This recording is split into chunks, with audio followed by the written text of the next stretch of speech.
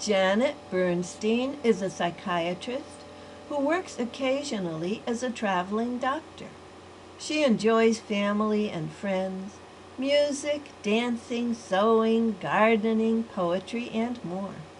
Janet hasn't watched TV for at least 40 years, but loves current technology. A member of the Red Sofa Poets for over 10 years, she doesn't submit poems for publication. She just writes for fun. What you'll hear at her reading are unedited, unrewritten versions of her poems. The excellent suggestions and corrections from fellow Red Sofa poets living on as the backside of grocery lists and to-do lists before they go into the recycling bin. For the writing practices and sometimes for the Red Sofa poets, we're often given either a prompt or word list. So the first poem I'm going to read is called My Grandfather the Leopard, and many of the words in this poem are from a word list. My Grandfather the Leopard. My grandfather the leopard was not as gentle as one might expect. He liked to belch after every meal. He did not like baseball or soccer. Once he told me that there were feathers lining the inside of his nose. In his house, there were no chairs, only ladders, cumbersome things. He kept his bed under the sink. One morning, he disappeared. We didn't look for him, only wondered. Perhaps he became an eagle. That would explain everything. Everything except the 2 long scarves that I dreamed about last night. The next poem is called Cleanliness, and probably that word, the title, was another prompt. He pushed his cart without his usual sprightly step. He was as weary as a bird on the 17th day of its migration south. Like the bird, he kept going, blind to his unlikely destination. He crossed streets, rivers, valleys, collecting empties, depositing them along the way into those yawning mouths, the suck of them a music that he loved.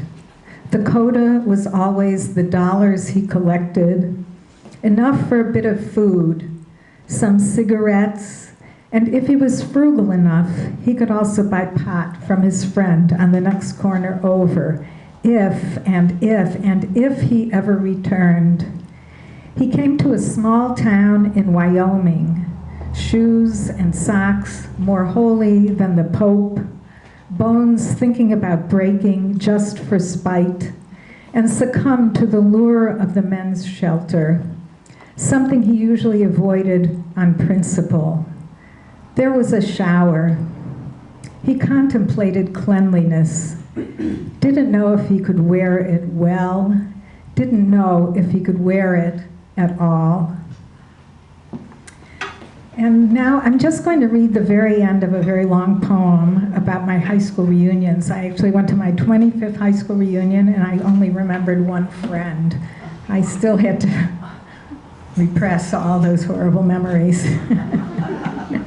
Then when I went to my 40th reunion, I recognized more of the women, the same women who were at the 25th reunion. And everybody had sort of weathered and had mixed blessings in their lives. And so this is just the very end of the 40th reunion, and it's about Grace W. I remembered Grace W., whose mother had died before Grace entered high school. Her mother lived long enough to tell her, "Shred your sanitary napkins so you can flush them." Grace said she'd searched high and low for a husband, and when she finally had one, she didn't think it had been worth all the fuss and bother. That's as they say, based on a true story.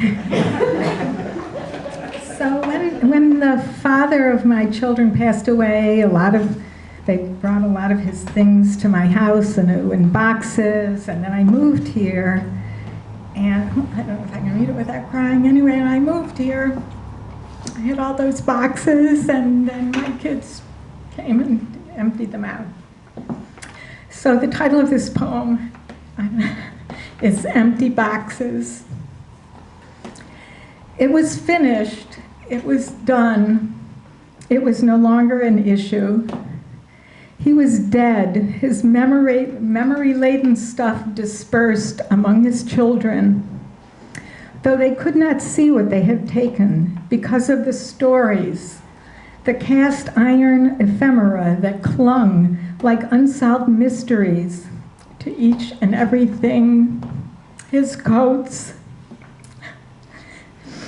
the sweater he wore every day for 37 years, the nutcracker that was an unfortunate gift from his sister, who was very angry with him when he died, when he took all of his light and humor to some other place where we could not find him, though we looked and looked in all the empty boxes. So there's a great book about writing by somebody has to help me, Laura, something about the bones. I can't remember. Natalie Goldberg. Pardon me? Natalie Goldberg. Right, and she talks about reading through the tears. Okay. And here's another one with a prompt. The prompt was tending koi. Koi, I guess you all know, are the goldfish. There wasn't much hope for the elephants. They were too large for any of the newfangled arks. And besides, they were clever, and they knew that it would be no picnic when the water sank again to reveal the mourning earth, the ground worn thin from all the aggravation. The leopards went gamely, leaping at any opportunity and relieved to be in a place where stealth was unnecessary. They slept for most of the journey, their snores twanging the fiberglass pulleys, their big paws a playground for the fleas, the lice, the bedbugs, small creatures, not knowing that it was anything but a warm home. Sooner or later, but I don't remember which it was, we landed. It would be more apt to say that the land re-emerged. We were perched, like that first ark, on a mountain, ours a Fujiyama of scrap metal, the life work of some old Jew after some other, I'm still thinking about the other poem, of some old Jew after some other diaspora. We disembarked in no particular order. It's a bit lonely, this life among the survivors, a random selection that makes no sense to me, but I accept it. I spend my mornings foraging for food, whatever I can find, and otherwise to fill innumerable hours on tending koi. That's one of 3 poems that are in the Red Sofa Poets chapbook, How to Love Everything. Here's another one from that. And in this, there are some words, I don't know if you all know them anyway, but a shtetl is a little village in Eastern Europe, usually at least where a lot of Jews used to live. And saftig means juicy, literally. Saft is German for juice. And a woman, it can be described as saftig, and it can mean juicy or lush. And there was one other word in here. Oh, yeshiva. Yeshiva is a school of learning for Jews, Jewish men. Although I think they now have women's yeshivas. So the title is, again, a prompt, An Adverse Response to Tick Fever. It was Beryl's first time in Montana. She had never seen mountains before.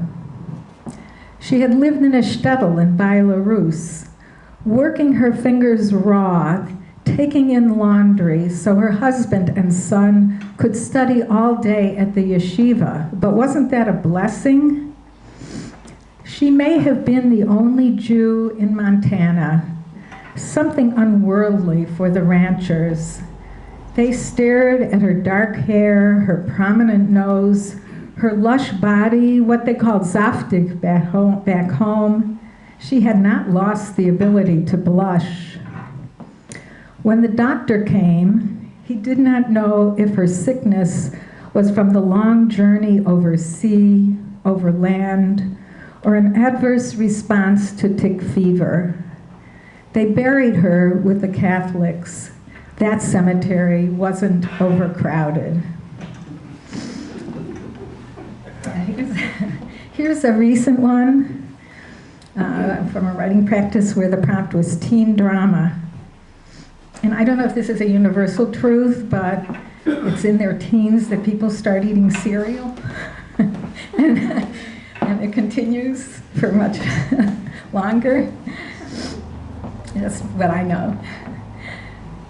It would be much easier to live well if teen drama were reserved for people between the ages of 13 and 18, and if it were confined to houses with thick walls, and if there were a timer for each and every episode, and if there could be someone so powerful that solutions to problems could present themselves immediately and then be implemented just as quickly, and if there were food on hand that was healthful and delicious and easy to eat, in other words, cereal in a box that wasn't artificial, well, such a world does not exist. Cereal in boxes has additives, unknowns, and no one is powerful enough to identify and implement solutions, and so on. So we are all doomed to be dealing with teen drama whenever we are not dealing with disease, famine, pestilence, war in our town, the bombings, the sirens, the terror, the presence of people dying too early everywhere. And this is called The Bowling Team, also in our chapbook. And I believe that the prompt for this was sunrise soup. When the bowling team stayed at our house, we served sunrise soup. They wanted to stay in shape, to avoid the sting of defeat. I was 14 and had led a sheltered life. Did not know that men's bellies could get so large. Those noises in the night, I thought they were practicing jujitsu. My cat had lost one leg in an unfortunate accident. She could no longer move in a lateral direction. She could still leap, and did so, onto the guest on the living room sofa. His scream drowned out the other sounds. In the morning, we all took bus number 14 to Bowl-A-Roll on the corner of Amherst and Main. I had a crush on the boy who set up the pins. He wasn't there that day. Our house guests did not win the tournament. They left our home the next day, leaving behind the scent of cigarettes, of beer, the air still fetid with the aroma of numerous burps and belches, and some other smell I could not yet identify. After they were gone, the cat and I went back to dreaming. My reveries were about the boy who set up the bowling pins. The cat, as usual, thought only of her missing leg. And I guess I joined this, it was called Poetry 2 at the time. And it must have been 11 years ago because it's 11 years since I had breast cancer and I'm a happy, healthy survivor at this point. And here's a poem that I wrote very soon after I got my diagnosis. Again, Perilous Morning. Another perilous morning, like all mornings. Mist not yet above the trees. Birds not yet pecking at the window. Hoping for nectar from the red leather chair with the excellent lumbar support. Young leaves on the vine maple silent, unaware of wind or death. A familiar rumble from the furnace fan. For days the filters needed changing. I'll cheat and leave it. More dust will settle on the Austrian figurines. One man fishing for 40 years, catching nichts in my mother's kitchen and nichts from the window ledge, smiling no matter what. Love and memory as still as the pens in the cup, a bouquet in the morning light. A bird sounds the alarm, incessant pecking at the window, sounding like heavy rain. Will glass crack? Shards everywhere. And here is a poem about poetry, and I don't think I realized until I just mentioned the book by the woman whose name I've already forgotten, is that she had the word bones in the title. So this is a poem about poetry. Because we have found no bones in this surly desert, we move on, searching for histories untold. Voyeurs, every one of us. We carry our shovels, our tents, our India ink markers, sturdy boxes lined with sawdust. We pray to unknown gods. We remain perplexed and hopeful. Our eyes hooded to avoid distractions of the desert's beauty, single-minded we proceed, an amoeba in mufti, never still. The gods weep rain on us. We do not know if it is answer or warning. We slide through mud that grows more dangerous each day. We return home and wait, and time unrolls stealthily until we know that we are the bones. And in this next poem, which is called Bus Stop, at the same corner of Amherst and Maine, where the bowling alley was, reappears. She stood at the bus stop, waiting, holding her flute case carefully, her mind emptier than it had ever been, before she knew about meditation, before she knew about yoga. She was only 11. In those days, it was still safe for a little girl to wait alone at a bus stop en route to her flute lesson with a new teacher. Someone at the university, someone who later would develop a tremor, who taught her how to play duets, who would have been better liked if she hadn't had to wait so long every week at that damn bus stop. How's the time? I can keep going? Okay. This is called Last Chance. They could not believe their luck when they entered the Last Chance saloon with its swinging doors, bartender wearing a 10-gallon hat. They looked around for gunslingers, ever hopeful, but saw only tourists, people from the east and the north, accents flying around the room like bats exiting caves by accident in the middle of the day. Richie said they should sidle up to the bar, but neither of them could decide just how to do it. They tried long, loping strides, but reached their destination too soon. That led to an argument, with Rita insisting that they could try again, while Richie, burning with embarrassment, insisted that they just order drinks and find a table. It was by chance that they sat by the old man with a magnificent handlebar mustache as white as any newborn soul. When they saw him spit, a direct hit in the copper spittoon, they knew it had been worth it. The dusty, potholed road, the wrong turns, the endless disagreements. They would not return home from this vacation empty-handed. And this one is about a dance hall, Sunday afternoon in Eunice, Louisiana. Their bowed legs and stooped backs carry the memory of 1,000 fields tilled, with muscles as hardened as oak or cypress. Their bodies bend to wives of 60 years, curve matching curve, the familiarity of it, filling the afternoon dance hall.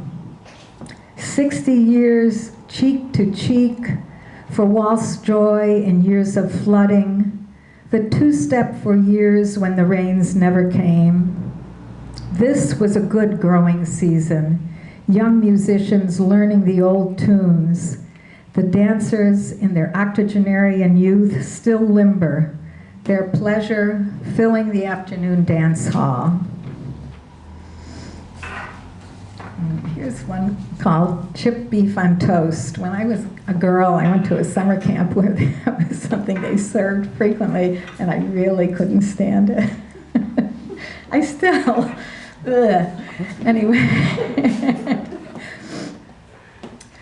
They were celebrating the end of the war, the silence so sweet after the bombs that they were reluctant to talk when they sat around the table, hardly believing that they were each still alive, still breathing air that was finally free of the stinking fumes of airplane exhaust and death, each of them smiling into the camera, feeling the strain of those muscles, so unfamiliar, so used to chewing slowly, slowly, nothing for years but chipped beef on toast.